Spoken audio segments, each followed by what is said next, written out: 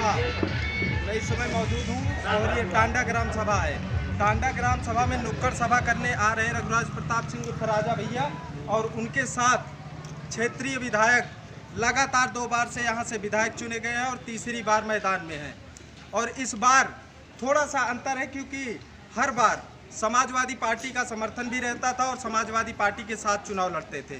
इस बार जनसत्ता लोकतांत्रिक दल से, स्वयं की पार्टी से और इस क्षेत्र में हमेशा राजा भैया अपना परचम लहराते रहे हैं और उत्तर प्रदेश में सर्वाधिक वोटों से जीतने का भी रिकॉर्ड उन्होंने बनाया है। कुंडा और बाबागंज राजा भैया का गढ़ कहा जाता है।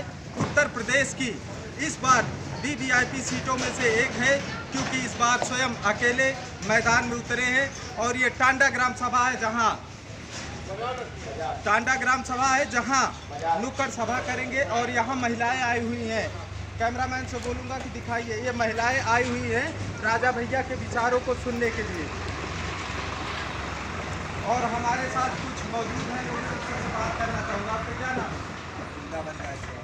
तो बिंद्रावन जी, ये बताइए कि यहाँ राजा भैया आ रहे हैं, आपके क्षेत्र में सारे कार्य हो रहे हैं या? हाँ, पूरे राजा भैया सब सपोर्ट में है।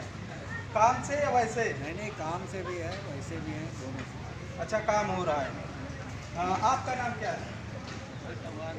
नहीं, इसमें बोलो। राम लखन मिश्रा। राम लखन मिश्रा। तो आप बताइए कि यहाँ पे राजा भैया आ रहे हैं और सिर्फ चुनावों के समय में ही आते हैं या क्षेत्र में हमेशा बने रहते हैं? नहीं, हमेशा आते रहते हैं, यहाँ पहुँच जाता है। अच्छा, स्वास्थ्य संबंधित अगर किसी को इस क्षेत्र में दिक्कत होती है तो उसके लिए हमेशा तत्पर रहते हैं। आपका क्या नाम है? राम आश्रय पांडे। तो आप राजा भैया से कब से जुड़े हैं और राजा भैया के किस कार्य से जुड़े रहते हैं? हम राजा भैया 93 से जुड़े हुए हैं। विनोद विधायक के पिताजी जब से विधायक थे, रामनाथ जी, तब से उनके साथ जुड़े हुए हैं बाबागंज में। और विनोद विधायक उनके बेटे हैं रामनाथ जी के, वो भी 3 बार से लगातार विधायक रहे हैं और क्षेत्र की जनता उनको एक एक बच्चे सहित उनको जानती है और इतना प्रतिनिधि जन सुलभ है वो कि हर कोई भी कार्यक्रम में कोई भी उनको याद करता है तो वहाँ पहुँच जाते हैं।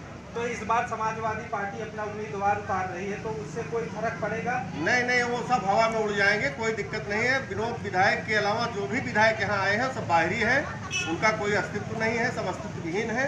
और विनोद विधायक जी विकास के नाम पर जनप्रिय हैं, लोगों की भावनाओं में बसे हुए हैं और विनोद जी लोकप्रिय विधायक हैं। 3 बार से लगातार बाबागंज से जीतते आ रहे हैं।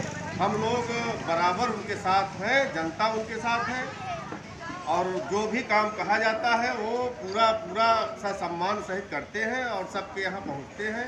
किसी तरह की कोई समस्या किसी को नहीं है और भारी मतों से विजयी होंगे। तो ये लगातार आप देख रहे हो क्योंकि ये राजा भैया का क्षेत्र है, यहाँ विरोध, उनके नाम से विरोध बहुत ही कम आपको देखने को मिलेगा क्योंकि यहाँ से राजा भैया लगातार चुनाव भी जीतते रहे हैं। कोई उन्हें बाहुबली कहता है, कोई यहाँ के मसीहा कहा जाता है। अब खैर ये तो 10 मार्च को ही पता होगा। नमस्कार दोस्तों, आप सभी का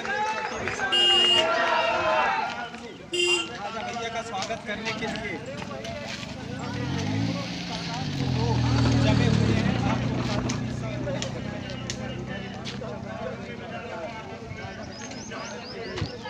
यहाँ से इन्हें रिसीव करने आए हैं और यहाँ से स्वागत करते हुए इस क्षेत्र में हर जगह आप जहाँ पर भी देखेंगे राजा भैया का भारी निशान को लेकर हर कोई किताब है और राजा भैया का स्वागत कर रहा है।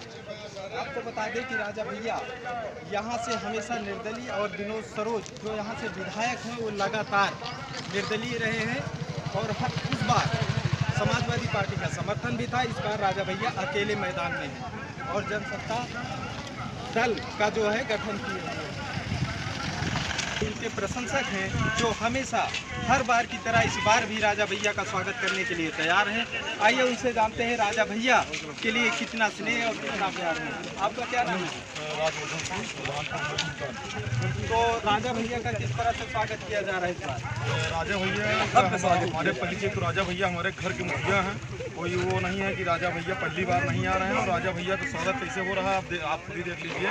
अभी कुछ गाड़ियों का हम लोगों को आ गया है और लगभग 1000 मोटरसाइकिल काफ़ी हम लोगों को 10 मिनट में। हर बार राजा भैया यहाँ से समाजवादी पार्टी से समर्थन में रहते थे। इस बार राजा भैया स्वयं जब सत्ताधार लोकतांत्रिक से चुनाव लड़ रहे हैं, तो क्या उसका असर इस बार देखने को मिल रहा है जनताओं में? क्या वो जमीन पर राजा भैया को अंतर कम होगा या राजा भैया ठीक खा सकते हैं? वो 10 मार्च को वो जमीन पे 10 मार्च को आप लोगों को, समस्त मीडिया को और समस्त देश को दिखाई देगा कि जब सपा से समर्थन में थे तो राजा भैया पिछले बार 1 लाख जीते, 1 लाख पार जीते थे, और अब की 1.5 लाख पार जीते जा रहे हैं।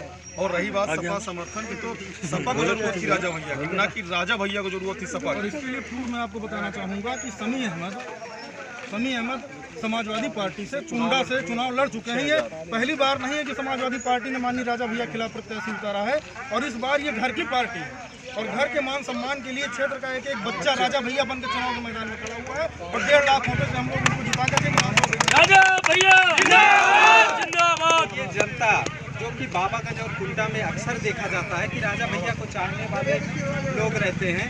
आपका क्या नाम है? तो राजा भैया ने इस क्षेत्र में ऐसा कौन सा कार्य किया है जो जनता को इससे लाभ हो रहा है? कार्य ही कार्य किया हुआ है, कार्य किया है तभी तो दिख रहा है। विकास के जितने भी आयाम हैं, सड़क, बिजली, पानी, शिक्षा और स्वास्थ्य, उसमें हमारे राष्ट्रीय अध्यक्ष जी, हमारे विधायक आदरणीय विनोद सरोज जी, इनका कार्य बेहद उत्तम है। इसके अलावा भी एक सबसे बड़ी चीज़ होती है कि क्षेत्र की जनता और कार्यकर्ताओं का मान सम्मान, उसका रक्षण करना। एक परिवार के मुखिया की तरह माननीय राजा भैया समस्त क्षेत्र की जनता के हर सुख दुख के सहभागी रहते हैं। देश प्रदेश में कहीं भी कोई समस्या आती है उसका निराकरण त्वरित किया जाता है। तो ये राजा भैया का हमेशा से लगाव रहा है, कुंडा हो, बाबागंज हो, और इन दोनों सीटों पर अच्छा खासा प्रभाव रहा है। यहाँ पर कई बार प्रत्याशी उतारे, क्योंकि समाजवादी पार्टी 2007 के बाद पहली बार यहाँ से प्रत्याशी उतार रही है, और इसके पहले बसपा हो, भाजपा हो, इन सब पार्टियों यहाँ से उम्मीदवार अपना उतारते हैं। अगली बार कांटे की टक्कर देखने को मिली थी, क्योंकि यहाँ से भारतीय जनता पार्टी के उम्मीदवार जो है पवन गौतम थे, उन्होंने 54,000 के समथिंग वोट पाए थे, और यहाँ से फिर भी विजय नहीं हो पाए थे। उस समय उत्तर प्रदेश के बड़े बड़े राजनीतिक की जमानतें जब्त हो गई थी। उस समय भी राजा भैया दोनों सीटों बचाने में कामयाब रहे थे। कैमरामैन सुशील पांडे के साथ मैं संजीत यादव, नमस्कार।